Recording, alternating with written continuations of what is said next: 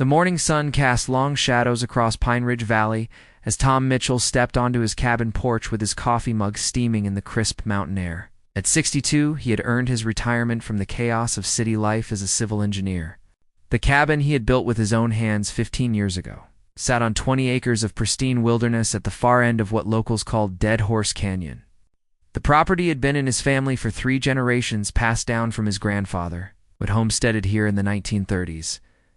What made his property unique was not just its size, or the crystal-clear stream that ran through it, but the fact that it controlled the only practical access to and from the entire Pine Ridge Valley development. The valley had grown from a handful of scattered cabins in the 80s to a sprawling community of over 300 homes, complete with an ambitious homeowners association that seemed to believe they could regulate everything within their self-proclaimed jurisdiction. The problem was geography. Pine Ridge Valley sat nestled between 2 steep mountain ranges, with only one viable road leading in and out. That road crossed Tom's land via an old wooden bridge his grandfather had built in 1938. The bridge spanned Mill Creek, where it cut through a narrow gorge, creating a natural bottleneck. Over the decades, as the valley developed, residents had simply used the bridge as they always had, treating it as a public thoroughfare, despite the fact that it sat entirely on private property. Tom had never minded the arrangement. His grandfather had built the bridge not just for family use, but to help neighbors, and he had maintained that community spirit. The bridge was solid, built from old-growth timber and steel cables, with regular maintenance keeping it safe for the increasing traffic. Most drivers who crossed it daily probably never realized they were traversing private property, or that their entire community's access depended on the goodwill of one man. That goodwill was about to be tested. The Pine Ridge Valley Homeowners Association had been growing increasingly aggressive in recent years. What had started as a simple organization to maintain common areas and organize community events had evolved into something resembling a small municipal government. They had hired full-time staff, established an enforcement department, and began issuing citations for everything from grass height to mailbox colors. Tom had largely ignored their activities since his property predated the association and sat outside their official boundaries. He received their newsletters mainly as a courtesy from neighbors, and occasionally attended their meetings when issues directly affected him. But he had watched with growing concern as they began targeting longtime residents with increasingly petty violations and astronomical fines. The association's latest president, Margaret Walsh, had made it clear she intended to bring order to what she called the Wild West attitude that had previously governed the valley. A retired city planner from Denver, she had moved to Pine Ridge 3 years earlier and immediately began pushing for stricter regulations and professional management. Her vision was a community that looked like something from a glossy magazine, with perfectly manicured lawns, uniform architectural standards, and rules governing everything from pet ownership to holiday decorations. Tom first learned about the association's intentions regarding his property when he found a certified letter in his mailbox on a Tuesday morning in September. The letter bore the official Pine Ridge Valley HOA letterhead and was signed by Margaret Walsh in her capacity as president. The language was formal and threatening, demanding that he bring his property into compliance with association standards or face legal action. The violations they cited were numerous and, in Tom's opinion, completely fabricated. They claimed his cabin was an eyesore that detracted from property values. They objected to his workshop building, calling it an unauthorized commercial structure.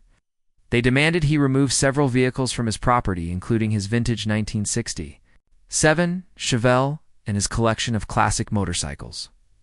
Most absurdly, they insisted he needed association approval for any structures on his land, including the bridge. Tom read the letter 3 times, making sure he understood what they were demanding. The bridge that had provided access to their community for over 80 years was now being classified as an unauthorized structure that required retroactive approval and regular inspections by association-approved contractors. They were also demanding he purchase liability insurance, naming the association as a beneficiary and pay annual fees for what they called infrastructure maintenance assessment. The final paragraph of the letter made their intentions crystal clear. If he did not comply within 30 days, they would take legal action to force compliance and would recommend to local authorities that the bridge be condemned as unsafe and barred from public use till it met current building codes and association standards. Tom set the letter down and walked to his window overlooking the bridge. Even now, at 8:30 in the morning, there was a steady stream of cars and trucks crossing from both directions as Valley residents headed to work in town. Soccer moms in their SUVs, contractors in their work trucks, retirees heading to morning coffee at the diner. All of them depending on his bridge to get where they needed to go. He had always been a reasonable man, quick to find compromise and avoid conflict. But something about the tone of this letter and the entitled assumptions it contained sparked something in him that had been dormant for years. During his career as an engineer, he had dealt with bureaucrats and petty officials who seemed to believe that rules and regulations were more important than common sense or basic human decency. He had hoped retirement would free him from such nonsense. Apparently, he'd been wrong. Tom spent the rest of the morning researching his legal position. His property deed was clear and unambiguous. The land, including the bridge and the road leading to it, belonged to him outright, with no easements or right-of-way provisions. His grandfather had been smart enough to retain full control when he originally sold parcels to other settlers in the area. The county had never assumed responsibility for the bridge, and it appeared on no official road maps as a public thoroughfare. Legally, he was under no obligation to provide access to anyone. The fact that he had done so for decades was entirely voluntary and could be revoked at any time. The homeowners association had no jurisdiction over his property, no authority to demand compliance with their rules, and no legal standing to challenge his decisions regarding his own land. But Tom was not a vindictive man. His first instinct was to try reason and compromise. He drafted a response letter explaining the legal realities and offering to meet with association leadership to discuss their concerns. He made it clear that while he had no obligation to provide access, he was willing to continue doing so provided they treated him with respect and acknowledged his property rights. He offered to maintain the bridge to current safety standards at his own expense and even agreed to carry additional insurance if they felt it was necessary. What he would not do was submit to their authority or pay their fees for the privilege of maintaining infrastructure on his own land that benefited their community far more than it benefited him. Tom mailed the letter on Friday, hoping for a reasonable response that would resolve the matter without further conflict. He was not prepared for what happened the following Monday morning. He woke to the sound of heavy machinery and voices outside his cabin. Looking out his bedroom window, he saw a small convoy of vehicles parked near his bridge, including a truck from the county road department and several cars with HOA markings. Margaret Walsh stood near the bridge entrance, directing workers who appeared to be installing some kind of barrier. Tom threw on clothes and hurried outside to find that the workers had erected a metal gate across the road just before it reached his bridge. The gate was secured with heavy chains and bore an official-looking sign declaring the bridge closed for safety violations pending inspection and repair. A second sign announced that the closure was ordered by the Pine Ridge Valley Homeowners Association in cooperation with county authorities. Margaret Walsh spotted Tom approaching and walked toward him with the confident stride of someone accustomed to getting her way. She was a woman in her early 50s, with perfectly styled gray hair, and the kind of business attire that seemed out of place in the mountain wilderness. Her expression combined bureaucratic authority with barely concealed satisfaction. "Mr. Mitchell, I hope you received our follow-up letter explaining the situation," she said before Tom could speak. "The association has determined that your bridge poses a safety hazard to our residents, and we have been forced to take protective measures." Tom stared at the gate blocking access to his own property. "You have no authority to close my bridge," he said, keeping his voice level despite his growing anger. "This is private property, and that gate is on my land without my permission." Margaret's smile was cold and professional. "I think you misunderstand the situation, Mr. Mitchell. This gate is on the public right-of-way, and the bridge closure is a matter of public safety. We've documented numerous safety violations, and our liability insurance requires that we take immediate action to protect residents." "What right-of-way?" Tom demanded. "There is no public right-of-way here. This entire road is on my property and always has been. You people have been crossing my land for decades as guests, and now you want to claim ownership of it, I suggest." "You review the county records more carefully," Margaret replied, pulling out a folder thick with official-looking documents. "We have established that this road serves as the primary access for our community and has been in continuous public use for over 50 years. Under state law, that constitutes an implied easement, regardless of what your deed might say." Tom had heard enough. "Get off my property," he said, pointing toward the county road. "All of you, and take your gate with you." Margaret's expression hardened. "I am afraid we cannot do that, Mr. Mitchell. This is a matter of public safety, and we have full authority to maintain this closure until the bridge is brought up to code. If you have legal objections, you are free to pursue them through the courts." She turned and walked back toward her car, leaving Tom standing beside the gate that now blocked access to his own bridge. The county worker who had installed it avoided eye contact as he gathered, his tools clearly uncomfortable with the situation, but following orders from his supervisors. Tom spent the next hour examining the gate and reading the signs more carefully. The legal language was impressive and official-sounding, but he noticed several problems with their claims. Most importantly, the signs referenced county road maintenance codes and state transportation regulations that applied only to public roads and bridges. Since his bridge was private property on private land, these regulations had no legal force. More troubling was the reference to an implied easement. Tom knew enough about property law to understand that such easements were possible under certain circumstances, but they required specific legal standards to be met. The mere fact that people had used his road and bridge for decades did not automatically create public ownership or control. He drove to town that afternoon to consult with his attorney, Bob Williams, a man he had known for 20 years and trusted implicitly. Bob's law office occupied the second floor of an old brick building on Main Street, and his practice focused mainly on property disputes and estate planning for local ranchers and landowners. Bob listened to Tom's story with growing amazement and more than a little anger.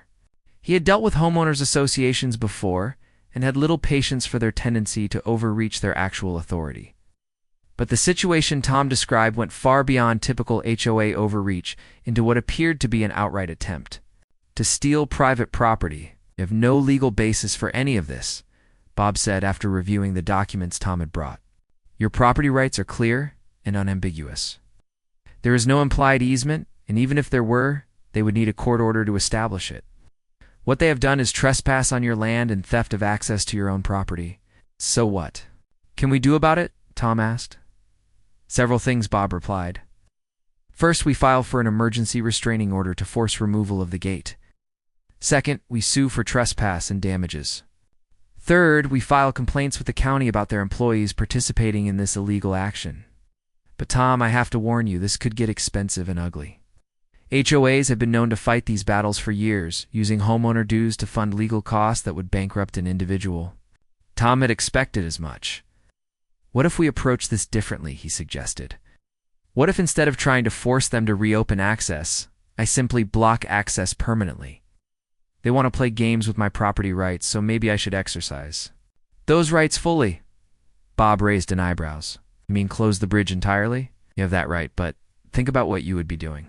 We'd be cutting off access for 300 families, including people who have lived in that valley for decades. There would be serious consequences." "What consequences?" Tom asked. "I am not obligated to provide access to anyone. If they want to treat my generosity as an entitlement and try to steal my property rights, then maybe they need to learn what it means to lose access entirely." Bob leaned back in his chair, considering the implications. "It would be legal," he admitted. "But Tom, this would affect a lot of innocent people who had nothing to do with the HOA's actions. Kids who need to get to school, elderly residents who depend on access for medical care. Are you prepared for that kind of responsibility?" Tom had been thinking about exactly that question. "Bob, how many of those innocent people voted for Margaret Walsh and her board?" How many of them pay dues that fund this legal assault on my property? How many of them have stood up to oppose what the HOA is doing? Probably not many, Bob conceded. But that does not mean they deserve to be trapped in their homes. And I did not deserve to have my property rights violated, Tom replied. Look, I am not talking about keeping the bridge closed forever. But maybe a few days or weeks without access will help people understand exactly who controls their ability to leave the valley. Bob was quiet for a long moment. If you are serious about this, there are some things we need to consider. First, you need to provide some kind of emergency access for medical situations and school buses. Second, you need to document everything carefully to protect yourself from liability claims. Third, you need to be prepared for a media circus and probably some very angry neighbors. I've been thinking about the emergency access issue, Tom said. Could allow emergency vehicles through but require prior approval for each crossing. That way medical needs are covered, but routine traffic is blocked. That might work, Bob agreed. But Tom, are you really prepared to follow through with this? Once you close that bridge, there is no going back quietly. This will become a major news story and you will be painted as either a hero fighting government, overreach, or a villain holding an entire community hostage. Tom thought about Margaret Walsh's smug expression as she explained why his property rights did not matter. He thought about the gate now blocking access to his own land and the official looking signs that claimed authority they did not possess. He thought about 3 generations of his family who had welcomed neighbors and maintained community access as a matter of basic decency. Maybe it is time someone stood up to these people, he said finally. Maybe other property owners around.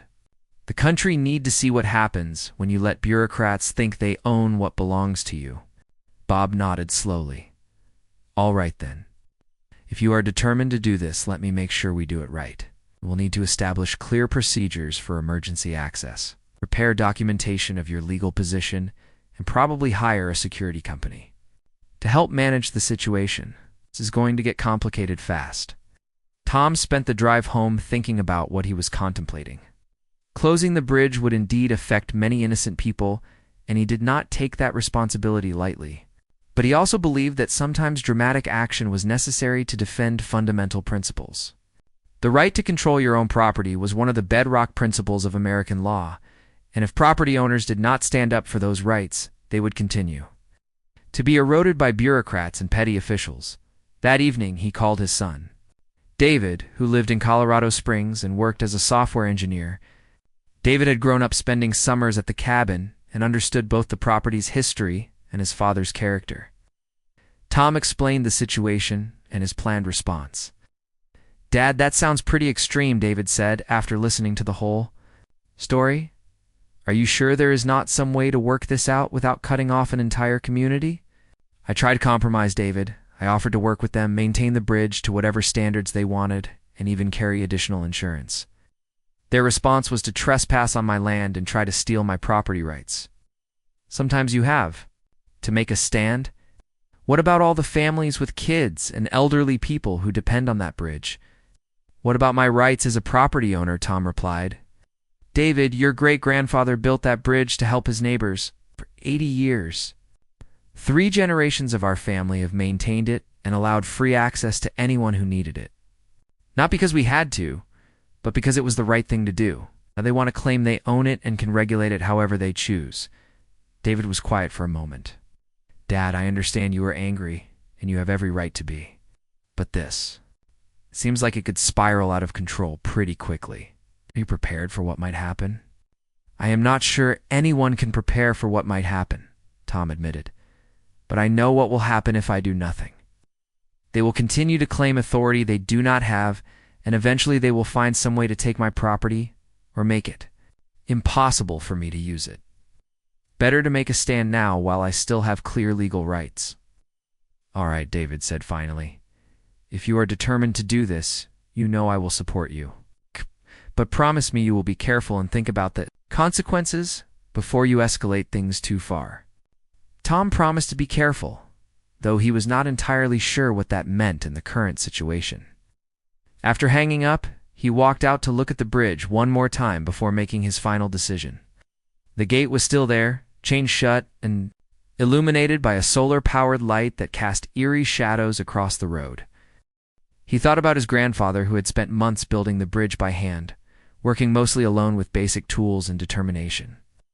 The old man had been proud of his work and proud to provide something that helped his community. He probably never imagined that someday bureaucrats would claim ownership of his creation and use it as a weapon against his family. Tom made his decision. Tomorrow, he would begin the process of taking back control of his property and teaching the Pine Ridge Valley Homeowners Association exactly who held the real power in their relationship. He just hoped he was prepared for the consequences of what he was about to unleash. The next morning, Tom was awake before dawn, making final preparations for what he knew would be a confrontational day. He had spent most of the night reviewing property maps and legal documents, confirming that he was on solid ground legally regardless of how the situation might be portrayed publicly. His land ownership was clear, his rights were well established, and his planned actions were entirely within the law. At 6 a.m., he drove his pickup truck to the gate the HOA had installed on his property. The chain holding it closed was substantial, but not beyond what a good pair of bolt cutters could handle. Tom had brought more than bolt cutters, though. He had brought a portable angle grinder and was prepared to remove the entire gate structure if necessary. The cutting took less than 10 minutes, and the gate swung open with a metallic screech that echoed off the canyon walls. Tom drove through and parked his truck on the bridge itself, effectively blocking traffic from either direction. Then he walked back and began installing his own barrier system. The equipment he had purchased included professional-grade traffic barriers of the type used by road construction crews, along with warning signs and solar-powered lights. Unlike the HOA's amateur gate installation, Tom's barriers were clearly marked with proper signage explaining that the bridge was private property temporarily closed to unauthorized traffic. Most importantly, his signs included contact information for emergency access and clear procedures for essential services, school buses, emergency medical vehicles, and fire department equipment could still cross, but only with advance permission and only for genuine emergencies or essential services. Tom had just finished installing the last barrier when he heard vehicles approaching from the valley side. Margaret Walsh's car led a convoy that included 2 HOA board members, a county sheriff's deputy, and what appeared to be a local television news crew. Tom had expected the HOA response, but the media presence surprised him, though perhaps it should not have. Margaret emerged from her car with the same air of bureaucratic authority she had displayed the day before, but Tom could see uncertainty in her eyes.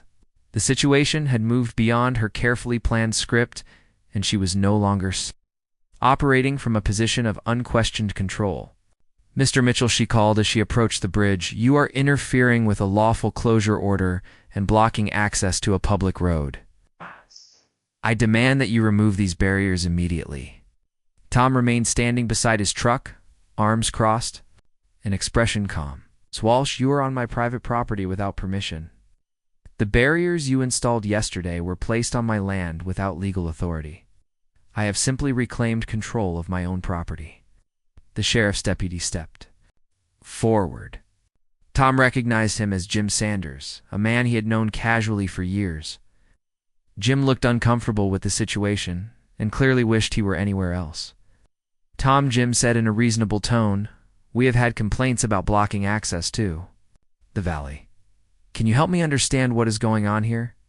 "Jim, this bridge and the road leading to it are on my private property and always have been," Tom replied. "I have allowed public access for decades as a courtesy, but I am under no legal obligation to continue doing so.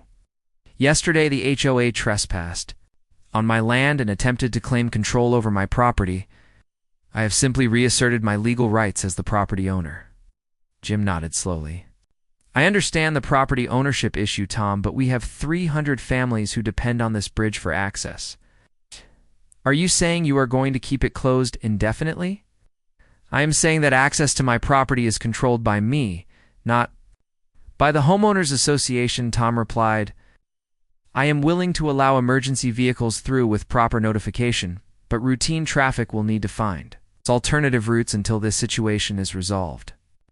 Margaret Walsh had been growing more agitated as the conversation continued. "This is ridiculous," she interjected. cannot hold an entire community hostage over a property dispute. Deputy Sanders, I demand that you arrest this man for blocking a public road. Jim turned to Margaret with barely concealed irritation. Ma'am, as far as I can determine, this is not a public road, and Mr. Mitchell has every right to control access to his own property. If you have a legal dispute with him, you need to resolve it through the courts, not through law enforcement. The television reporter had been setting up her equipment during the exchange and now approached with her cameraman. Tom recognized her as Lisa Chen from the regional news station, though he could not recall ever seeing her in person before. Mr. Mitchell, she said, I am Lisa Chen from Channel 7 News. Can you explain why you have closed this bridge and what you hope to accomplish? Tom had been dreading this moment, but recognized that media coverage was inevitable. The Pine Ridge Valley Homeowners Association has been attempting to claim control over my private property, including this bridge that my grandfather built in 1938. When I refused to submit to their authority, they trespassed on my land and installed an unauthorized gate. I have simply reclaimed control of my own property. But sir, what about the 300 families who depend on this bridge for access to their homes? Lisa pressed. Are you willing to keep them trapped indefinitely over what appears to be a paperwork dispute? Tom had expected this question and had prepared his answer carefully. This is not a paperwork dispute. This is about fundamental property rights and whether bureaucrats can simply declare ownership of private property because they find it convenient. I have offered reasonable compromises, including maintaining the bridge to any safety standards. They require and carrying additional insurance. The response was to try to steal my property. Margaret Walsh moved closer to get into camera range. Mr. Mitchell is misrepresenting the situation, she declared. The Homeowners Association has simply asked him to bring his property into compliance with basic safety and maintenance standards. His refusal to cooperate has forced us to take protective measures for our residents' safety. What authority does your association have over property that is not within your boundaries? Tom asked directly. What right do you have to demand compliance with your rules from someone who is not a member of your organization and owns property that predates your existence? Margaret's answer was telling. Mr. Mitchell, your property affects our entire community. The bridge provides essential access, and your maintenance standards impact everyone's safety. We have a responsibility to our residents that supersedes your individual property claims. Tom turned back to the reporter. There you have it. Believe their convenience and their authority supersede my property rights. Yet, that is exactly the attitude that needs to be challenged. The interview continued for several more minutes, with both sides stating their positions for the camera. Tom tried to remain calm and factual while Margaret became increasingly defensive and bureaucratic in her responses. When it was over, the news crew packed up and left, while the sheriff's deputy lingered to make sure no laws were being broken. Jim.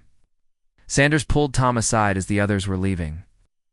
Tom, I understand your position and legally you appear to be in the right, but I have to warn you, this is going to get ugly fast. We are already getting calls from residents who cannot get to work or take their kids to school. How long are you planning to keep this up? As long as it takes, Jim, Tom replied. I did not start this fight, but I am going to finish it. If people are inconvenienced, they should ask their HOA board why they thought it was a good idea to attack the property rights of the man who controls their access. Jim shook his head. Tom, you know I respect you and I understand you are standing up for your rights. But think about what you are doing here. A lot of innocent people are going to get hurt. A lot of innocent property owners have been getting hurt by HOA overreach for years, Tom countered. Maybe it is time people saw what happens when you push too far. Maybe some of those innocent people need to start paying attention to what their associations are doing in their names. After Jim left, Tom spent the morning monitoring his bridge and dealing with increasingly frustrated drivers who found their usual route blocked. Most were polite when he explained the situation, and many expressed sympathy for his position, even as they complained about the inconvenience. A few were openly hostile, accusing him of selfishness and threatening legal action. The most difficult encounter came around noon when he had to turn away a school bus carrying elementary students home for lunch. The driver was understanding but clearly stressed about having to find an alternative route that would add an hour to her schedule. Tom felt genuinely bad about the impact on the children, but reminded himself that he had offered to work with the HOA, and they had chosen confrontation instead. By evening, the story had been picked up by regional and national news outlets. Tom's phone was ringing constantly with interview requests from reporters and radio shows. The coverage was mixed, with some outlets portraying him as a property rights hero while others focused on the inconvenience to Valley residents and painted him as a selfish obstructionist. The online reaction was even more intense. Social media was filled with heated debates about property rights versus community needs, with passionate advocates on both sides. Tom found himself becoming a lightning rod for broader frustrations about government overreach and its bureaucratic authority. Margaret Walsh and the HOA were also getting media attention, though their message was less sympathetic. Their claims about safety and regulation came across as bureaucratic overreach to many viewers, especially when contrasted with Tom's straightforward explanation of his property rights. The fact that they had installed a gate on his land without permission undermined their claims to legal authority. That evening, Tom received a call from his attorney, Bob Williams, who had been monitoring the media coverage. "Tom, you have definitely gotten people's attention," Bob said. "The good news is that public opinion seems to be generally on your side. The bad news is that the HOA has hired a big law firm from Denver, and they are planning to fight this aggressively." What? "Kind of fight are we looking at?" Tom asked. "They are going to court tomorrow, seeking an emergency injunction to force you to reopen the bridge," Bob replied. "They are claiming that you are creating a public safety hazard and interfering with essential services. They're also threatening to sue for damages on behalf of affected residents." "Do they have any chance of success?" "On the emergency injunction, probably not," Bob said. "Your property rights are too clear, and they have no legal authority to demand access." "But Tom, they are also talking about trying to have the bridge condemned and forcing you to either bring it up to current building codes or demolish it. That could be expensive and time-consuming, even if we ultimately win." Tom had expected legal challenges, but the scope of what the HOA was planning was sobering. "Bob, what would it cost to bring the bridge up to current codes?" "Probably hundreds of thousands of dollars," Bob replied. "Current building codes for bridges are much more stringent than what existed when your grandfather built this one. It would probably require you to rebuild it entirely with modern materials and engineering." Of course, they have no authority to make such demands, but they could tie you up in court for years trying to prove it. "And what about their damage claims?" "That is trickier," Bob admitted. "If they can prove that closing the bridge has caused economic harm to residents, they might have a case for monetary damages. But again, they would have to establish some legal right to access your property, and I do not see how they can do that." Tom spent a restless night thinking about the escalating legal battle ahead. He had known that standing up to the HOA would be expensive and difficult, but the full scope of what he was facing was daunting. Still, he remained convinced that the principle at stake was worth defending, regardless of the personal cost. The next morning brought new developments that changed the entire dynamic of the conflict.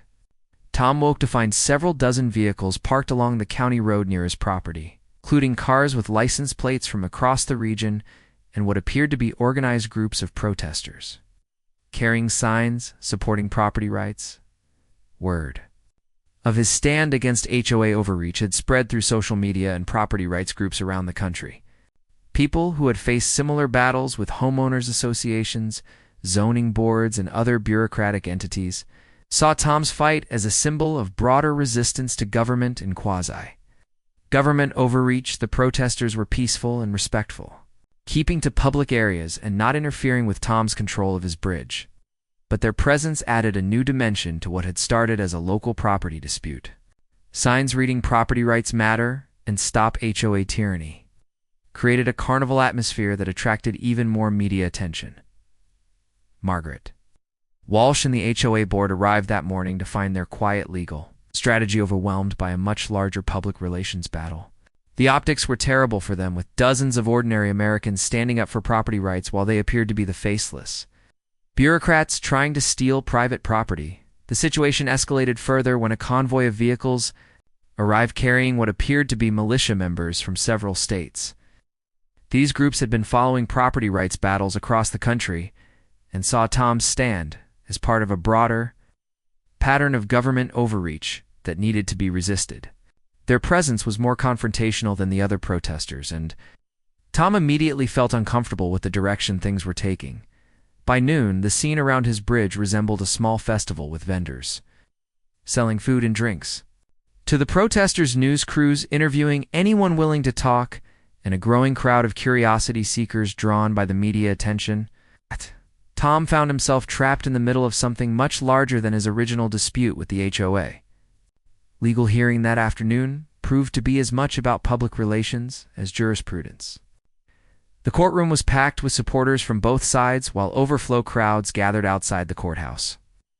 Judge Patricia Morrison, who normally handled routine civil matters, found herself presiding over what had become a nationally watched property rights case.